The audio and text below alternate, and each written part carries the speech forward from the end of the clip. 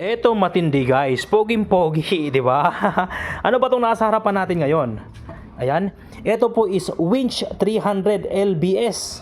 Ayan, ito po yung gamit natin sa ating mga unit. Ito is bakante. So ilalagay pa natin 'to, ipa-project pa natin 'to.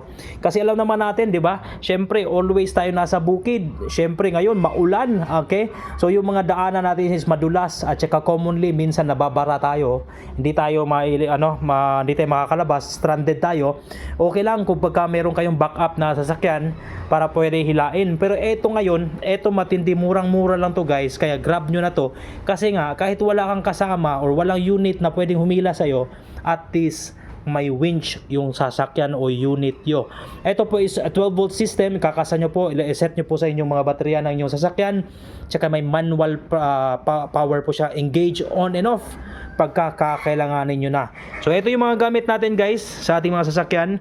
Kung gusto nyo rin, ilagay ko rin dito sa comment section ng ating mga link para kayo din po ay makabili na ito.